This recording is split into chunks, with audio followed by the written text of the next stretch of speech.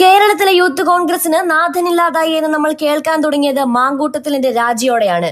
ഏകദേശം 2 മാസത്തോളമായി കേരളത്തിലെ യൂത്ത് കോൺഗ്രസിന്റെ പ്രസിഡന്റ് കസേര ഒഴിഞ്ഞുകിടക്കുന്നു. ഇതുവരെ ആ സ്ഥാനത്തേക്ക് ആരെയും കോൺഗ്രസ് നേതൃത്വം തിരഞ്ഞെടുത്തിട്ടില്ല എന്നതൊക്കെ നമ്മൾ കണ്ടു. എങ്കിൽ പോലും കേരളത്തിലെ യൂത്ത് കോൺഗ്രസ് ഒരു ഇഞ്ച് പിന്നോട്ട് പോയിട്ടില്ല എന്ന് മാത്രമല്ല, അധികാരവും പദവിയും ഒന്നും പാർട്ടിയിൽ ഇല്ലെങ്കിൽ പോലും ഒരു കോൺഗ്രസുകാരനായി മാങ്കൂട്ടം കൊടുക്കേണ്ടവർക്കൊക്കെ കണക്കിന് കൊടുത്തും വെട്ടേണ്ടവരെയൊക്കെ വെട്ടി വീഴ്ത്തിക്കൊണ്ടും തന്നെയാണ് മാങ്കൂട്ടം ഇപ്പോൾ മുന്നോട്ട് പോകുന്നത്. എന്നാൽ ഇവിടെ യൂത്ത് കോൺഗ്രസിൽ തിരഞ്ഞെടുത്ത് വിജയിച്ച് വൈസ് പ്രസിഡന്റായ ഒരാൾ കൂടിയുണ്ട്, അബിൻ വർക്കി. മാങ്കൂട്ടം വിഷയത്തിൽ അബിൻ വർക്കിയെ കട്ടപ്പയാക്കി പലരും ചിത്രീകരിച്ചുവെങ്കിലും ഇന്നിപ്പോൾ ഷാഫി പറമ്പിൽ വിഷയമടക്കം കോൺഗ്രസിനെ ബാധിക്കുന്ന എല്ലാ വിഷയത്തിലും അബിൻ വർക്കി തന്റെ കയ്യൊപ്പ് പതിക്കുന്നുണ്ട്. ഇന്നിപ്പോൾ മന്ത്രി റിയാസ് കോഴിക്കോട് നടത്തിയ വലിയ അട്ടിമറി കണക്കുകൾ കയ്യോടെ പൊക്കി മന്ത്രി റിയാസിന്റെ ബിനാമിയെ കൂടി വലിച്ചു പുറത്തിടുകയാണ് അബിൻ വർക്കി. മുഖ്യനും മകനും മകൾക്കും ED നോട്ടീസ് വന്നിരിക്കുന്ന സാഹചര്യത്തെയാണ് മരുമകന്റെ കാര്യവും ഒട്ടും ശുഭകരമല്ല എന്ന് കാണിച്ച് ചെവിയിൽ നുള്ളിക്കോ എന്ന് അബിൻ പറയുന്നത്. ആ വീഡിയോ ഒന്ന് കാണാം. ഡിപ്പാർട്ട്മെന്റ് തല നടപടി വേണ്ട എന്നുള്ളതാണ് പറഞ്ഞിട്ടുള്ളതെന്ന് മനസ്സിലാക്കുന്നു. ഒപ്പം തന്നെ ഇപ്പം ഇന്നലെ ഈ കുറ്റസമ്മതം നടത്തിയിട്ടുള്ള ഉദ്യോഗസ്ഥനെതിരെ അതിരൂക്ഷമായിട്ടുള്ള ഒരു വിമർശനങ്ങളും ഒപ്പം തന്നെ പ്രതിഷേധങ്ങളും സേനയ്ക്കുള്ളിൽ നിന്ന് തന്നെ ഉയരുകയും ചെയ്യുന്നുണ്ട്. ആ ഒരു പശ്ചാത്തലത്തിൽ ഈ ഒരു നടപടി പ്രതീക്ഷിക്കാവോ? അല്ല, നടപടി എടുക്കണമല്ലോ. കാരണം ഒരു റൂറൽ SP ആണ് പറയുന്നത് എന്റെ പോലീസുകാരാണ് പ്രശ്നമുണ്ടാക്കിയത്, ഈ ജനപ്രതിനിധി പ്രശ്നമുണ്ടാക്കിയില്ല എന്ന് ഒരു റൂറൽ SP തന്നെ പറയാണ്. അപ്പൊ ആഭ്യന്തര വകുപ്പിനുള്ളിൽ നിന്ന് അതിന് നടപടിയില്ല എന്നുണ്ടെങ്കിൽ കേരളത്തിലെ ആഭ്യന്തര വകുപ്പ് ആരെയാണ് സംരക്ഷിക്കാൻ ശ്രമിക്കുന്നത്? ഈ ക്രിമിനൽ സംഘത്തെയാണ്. അത് തന്നെയാണ് ഞാൻ പറഞ്ഞത്. ഇത് കമ്മ്യൂണിസ്റ്റ് ക്രിമിനൽ സംഘമാണ് കേരളത്തിലെ പോലീസിനുള്ളിലുള്ളത്. അവരെ കൊടിസുനി ട്രെയിൻ ചെയ്തവരാണ്, അല്ലാതെ കേരളത്തിന്റെ പോലീസിനെ ട്രെയിൻ ചെയ്തവരല്ല. കൊടിസുനി ട്രെയിൻ ചെയ്ത കമ്മ്യൂണിസ്റ്റ് ക്രിമിനൽ ഗ്യാങ് കേരളത്തിലെ പോലീസിനുള്ളിലുണ്ട്. അവർക്കെതിരെ നടപടി എടുത്തില്ലെങ്കിൽ ആ സേനയൊന്നും പുറത്തിറങ്ങി പ്രവർത്തിക്കാൻ പറ്റാത്തവണ്ണമുള്ള പ്രതിരോധം തീർക്കാൻ ഞങ്ങൾ തയ്യാറാകുമെന്നുള്ളതാണ്. ഇപ്പൊ കഴിഞ്ഞ ദിവസം ഈ പോലീസ് നോക്കി നിൽക്കെ തന്നെയാണ് കാലിക്കറ്റ് സർവകലാശാലയുമായി ബന്ധപ്പെട്ട വലിയ പ്രശ്നങ്ങളുണ്ടായത്. മെഡിക്കൽ കോളേജിന്റെ ഉള്ളിൽ കയറി CPM-ന്റെ ജില്ലാ സെക്രട്ടേറിയറ്റ് മെമ്പർ ഉൾപ്പെടെയുള്ള ആളുകൾ പോലീസ് നോക്കി നിൽക്കെ KSU പ്രവർത്തകരെയും MSF പ്രവർത്തകരെ ആക്രമിക്കുകയാണ്. പോലീസ് നോക്കി നിൽക്കുകയാണ് കാലിക്കറ്റ് സർവകലാശാലയുടെ ഉള്ളിൽ കയറി അവിടെ പ്രവർത്തകരെ ആക്രമിക്കുന്നത്. നമുക്കറിയാം, അവിടെ വിദ്യാർത്ഥി പോലും അല്ലാത്ത SFI സംസ്ഥാന സെക്രട്ടറി കൗണ്ടിംഗ് സ്റ്റേഷന്റെ ഉള്ളിൽ കയറി സംഘർഷം നടത്തുന്നതിന്റെ ദൃശ്യങ്ങളുണ്ട്. എന്നിട്ട് ഇതേവരെ ആ SFI സംസ്ഥാന സെക്രട്ടറിയെ പ്രതി ചേർത്തുകൊണ്ട് ഒരു കേസെടുത്തിട്ടില്ല കേരള പോലീസ്. ഒരു പോലീസുകാരന്റെ കണ്ണിന് ഗുരുതരമായ പരിക്ക് പറ്റി. എന്നിട്ട് പോലും ഈ SFI സംസ്ഥാന സെക്രട്ടറി ഒരു വിദ്യാർത്ഥിയല്ല, കാലിക്കറ്റ് സർവകലാശാലയുടെ കീഴിൽ ഒരു വിദ്യാർത്ഥി പോലും അല്ലാത്ത SFI സംസ്ഥാന സെക്രട്ടറി തിരഞ്ഞെടുപ്പിന്റെ കൗണ്ടിംഗ് സ്റ്റേഷനിൽ കയറാൻ എന്ത് യോഗ്യതയാണ്, എന്ത് അവകാശമാണുള്ളത്? എന്നിട്ട് ആ ക്രിമിനൽ ആക്ടിവിറ്റി ചെയ്ത SFI സംസ്ഥാന സെക്രട്ടറിയെ സംരക്ഷിക്കുകയാണ്. ഇതുപോലെ കേരളത്തിന്റെ ക്യാമ്പസുകൾക്കുള്ളിൽ ഇതുപോലെ അക്രമമാണ് അയച്ചുവിടുന്നത്. ആ പോലീസുകാരന്റെ കണ്ണിന് പരിക്ക് പറ്റിയതിലെ അക്രമം നടത്തിയത് SFI സംസ്ഥാന സെക്രട്ടറിയുടെ നേതൃത്വത്തിലാണ്. എന്നിട്ട് KSUക്കാർക്കെതിരെ ഇവിടെ കേസെടുത്തിരിക്കുകയാണ്. അപ്പൊ ഇതാണ് പറയുന്നത്, ഇവിടെ കമ്മ്യൂണിസ്റ്റ് സർക്കാർ ക്രിമിനൽ സർക്കാരായി മാറി എന്നുള്ളതാണ് ഞങ്ങളുടെ പ്രധാനപ്പെട്ട ഇത് മാത്രമല്ല, മെഡിക്കൽ കോളേജിൽ ഒരു ജില്ലാ സെക്രട്ടേറിയറ്റ് മെമ്പറുടെ നേതൃത്വത്തിലാണ് ആക്രമണം നടത്തിയത്. ആരാ ജില്ലാ സെക്രട്ടേറിയറ്റ് മെമ്പർ? അയാളൊന്ന് കൂടുതൽ അഹങ്കരിക്കൊന്നും വേണ്ട. മോൾക്ക് ED-യുടെ നോട്ടീസ് കിട്ടി, മോൻ ED-യുടെ നോട്ടീസ് കിട്ടി.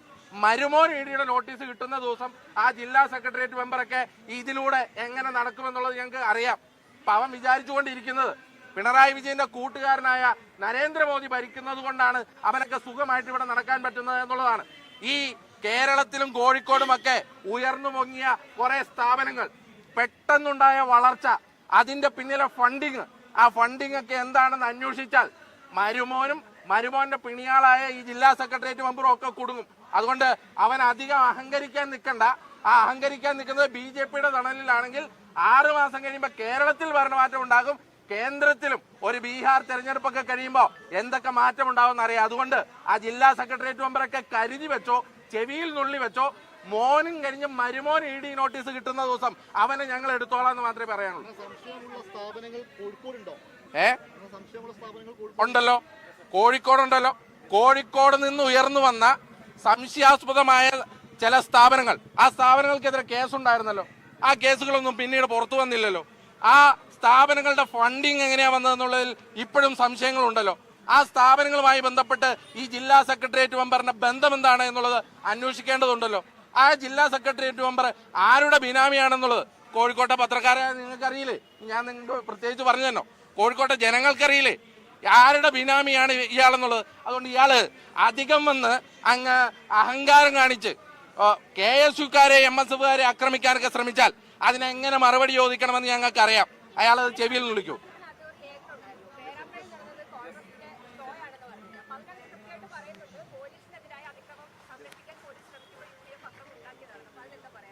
അങ്ങനെ ഒരു വാദഗതി SP-ക്ക് പോലും ഇല്ലല്ലോ. പോലീസ് എതിരായി അക്രമം നടന്നു എന്നുള്ള ഒരു വാദം SP-ക്ക് ഇല്ല. ഗ്രേവ് ആയിട്ടുള്ള ഒരു ഒഫൻസ് എടുത്ത് ഇതേവരെ SP കേസ് പോലും എടുത്തിട്ടില്ല. പിന്നെ CPM ജില്ലാ സെക്രട്ടറിയുടെ ഒക്കെ രാഷ്ട്രീയ വാദഗതികളാണ്. അതും ആരും വായിക്കാത്ത ദേശാഭിമാനിയിലാണ്. അതിനൊന്നും പ്രത്യേകിച്ച് മറുപടി പറയേണ്ട കാര്യമില്ല. ഇന്നലെ CPM പുറത്തുവിട്ടൊരു വീഡിയോ ഉണ്ട്. അതിൽ നിന്നും ഈ UDF പ്രവർത്തകരുടെ ഇടയിൽ നിന്നും ഒരു വസ്തു തെറിച്ചു വന്ന് പോലീസിന്റെ ഇടയിൽ വന്ന് പൊട്ടിത്തെറിക്കുന്നത് അത്തരത്തിലൊരു മനഃപൂർവ്വം ഒരു കലാപം ഉണ്ടാക്കാനുള്ള ശ്രമം UDF പ്രവർത്തകരുടെ ഭാഗത്തുനിന്ന് ഉണ്ടായി എന്ന ആക്ഷേപമാണ് അവർ ഉന്നയിക്കുന്നത്. അതായത് നിങ്ങൾ ഒരു കാര്യം മനസ്സിലാക്കണം. ഞാൻ വീണ്ടും പറയുന്നു, SP അങ്ങനെ ഒരു വാദഗതി ഉണ്ടോ? SP-ക്ക് നേരെ ബോംബെറിഞ്ഞു, ഇപ്പൊ സ്ഫോടക വസ്തുവാണല്ലോ, ബോംബെറിഞ്ഞു എന്ന് SP-ക്കോ പോലീസിനോ ഈ ദിവസത്തിൽ ഈ നിമിഷം വരെ ഒരു പരാതി ഉണ്ടോ? ബോംബെറിഞ്ഞതിന് ഏതാ കേസെടുക്കുന്നത്? ബോംബെറിഞ്ഞതിന് ഏറ്റവും ഗ്രേവ് ആയിട്ടുള്ള ഒഫൻസ് ആണ്. വധശ്രമത്തിന് വേണമെങ്കിൽ കേസെടുക്കാം, 308 കേസെടുക്കാം. അങ്ങനെ ഒരു കേസ് അവിടെ എടുത്തിട്ടുണ്ടോ എന്ന് പറഞ്ഞാൽ പോലീസിനില്ലാത്ത ഒരു പരാതിയാണ് കേരളത്തിലെ CPM-നുള്ളത്. അത് CPM-ന്റെ രാഷ്ട്രീയ പരാതിയാണ്. ഇപ്പൊ CPM-ന് അറിയാലോ ഇവരൊക്കെ എന്തൊക്കെ പൊറാട്ട് നാടകങ്ങളാണ് കാണിക്കുന്നത്. ഷാഫി പറമ്പിലിന്റെ മൂക്കിന് സർജറി ചെയ്തപ്പോ ഷേവ് ചെയ്തില്ല. ഇത്ര വിവരം കെട്ട CPM-കാരാണോ കേരളത്തിലുള്ളത്? ഏറ്റവും ചുരുങ്ങിയത് ഏതെങ്കിലും ഇത് അറിയാവുന്ന ഒരു ഡോക്ടറെ വിളിച്ചു വെച്ചാൽ അറിയാൻ പാടില്ലേ ഇത് സർജറി ചെയ്യണതിന് മൂക്കിലെ മീശയും താടിയും ഷേവ് ചെയ്യണോ എന്നുള്ളത്? ഏതെങ്കിലും അറിവുള്ള ഏതെങ്കിലും ഒരു ഡോക്ടറെ വിളിച്ചാൽ പറഞ്ഞു തരില്ലേ? ഇതുപോലെ വിവരം കെട്ട ന്യായവാദങ്ങളുമായിട്ടാണ് കേരളത്തിലെ CPM വരുന്നത്. അതൊക്കെ അർഹിക്കുന്ന അവജ്ഞയോടെ പുച്ഛിച്ച് തള്ളണം എന്നുള്ളതാണ് പറയാനുള്ളത്. ഒരു വിഷയം കൂടെ പറയാനുള്ളത്, കോട്ടയത്ത് പാലായിൽ എലിക്കുളം പഞ്ചായത്തിൽ അവിടെ RSSന്റെ ഒരു ശാഖ നേതാവിന്റെ ക്രൂരമായ ലൈംഗിക അതിക്രമം കാരണം ഒരു RSS പ്രവർത്തകൻ കഴിഞ്ഞ ദിവസം ആത്മഹത്യയുണ്ടായി. ആ RSS പ്രവർത്തകന്റെ ആത്മഹത്യാ കുറിപ്പ് അത് ഇൻസ്റ്റഗ്രാമിൽ പബ്ലിക്കായി പോസ്റ്റ് ചെയ്തിട്ടുള്ളതാണ്. കൃത്യമായ ഒരു വിവരണമാണ് ആ ആത്മഹത്യാ കുറിപ്പിലുള്ളത്. ആത്മഹത്യാ കുറിപ്പിൽ പറഞ്ഞിരിക്കുന്നത് 4 വയസ്സ് തൊട്ട് അയാളെ ലൈംഗികമായി അതിക്രമിച്ചിട്ടുണ്ട് എന്നുള്ളതാണ്. RSSന്റെ ക്യാമ്പിൽ ചെന്നപ്പോൾ ലൈംഗികമായി അതിക്രമിച്ചു എന്നുള്ളതാണ്. RSS ക്യാമ്പുകളിൽ ലൈംഗിക അതിക്രമണം നടന്നുവെന്നും അതിൽ കൃത്യമായി ഒരു പ്രതിയുടെ പേരെഴുതി വെച്ചിട്ടും ഈ ദിവസം വരെ കേരളത്തിലെ പോലീസ് ആ പ്രതിയെ അറസ്റ്റ് ചെയ്തിട്ടില്ല. ഒരു RSS നേതാവിനെതിരെ ഒരു ലൈംഗിക അതിക്രമണം, അതും പോക്സോയാണ്. കാരണം 4 വയസ്സ് മുതൽ എന്നാണ് പറയുന്നത്.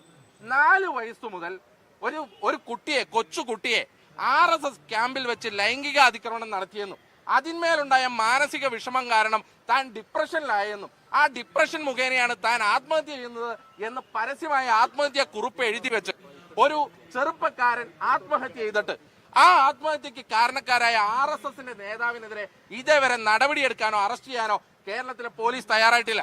സത്യത്തിൽ കേരളത്തിൽ ഒരു NDAയുടെ മുഖ്യമന്ത്രിയാണോ ഭരിക്കുന്നത്? അല്ലെങ്കിൽ RSS നേതാവിനെതിരെ ഇതുപോലെ ഗുരുതരമായ ഒരു ലൈംഗിക അതിക്രമം നടത്തിയിട്ട് ഒരു കേസ് പോലും എടുക്കാത്ത, ഒരു അറസ്റ്റ് ചെയ്യാൻ പറ്റാത്ത ഇത്ര ദുർബലമായ ഒരു ഭരണമാണോ കേരളത്തിൽ നടക്കുന്നത്? അമിത്ഷായെ കണ്ട് കാല് പിടിക്കുമ്പോൾ പലതും കേരളത്തിൽ അഡ്ജസ്റ്റ് ചെയ്തു കൊടുക്കുന്നു എന്നുള്ളതിന്റെ ഉദാഹരണമാണിത്. ഞങ്ങൾ ആവശ്യപ്പെടുകയാണ്, ഞങ്ങൾ സമരരംഗത്തേട്ട് പോവുകയാണ്. ആ RSS നേതാവിനെതിരെ നടപടിയെടുക്കണം, RSS നേതാവിനെ അറസ്റ്റ് ചെയ്യണം.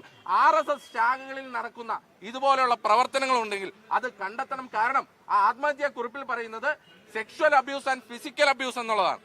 RSSന്റെ ഇതുപോലുള്ള ക്യാമ്പുകളിൽ sexual abuse and physical abuse നടക്കുന്നുണ്ടെന്നാണ് കുടുംബം മുഴുവൻ RSSകാരനായ ഒരു RSSന്റെ പ്രവർത്തകൻ ആയിരുന്ന ആൾ പറയുന്നത്. അപ്പൊ അതുകൊണ്ട് അതിന്മേൽ അന്വേഷണം ഉണ്ടാകണം, കൃത്യമായി ഇയാളെ അറസ്റ്റ് ചെയ്യണം എന്നുള്ളതാണ് ഞങ്ങളുടെ ആവശ്യം. ഞങ്ങൾ ആവശ്യവുമായി ബന്ധപ്പെട്ട് സമരരംഗത്തേക്കും പോവുകയാണ്.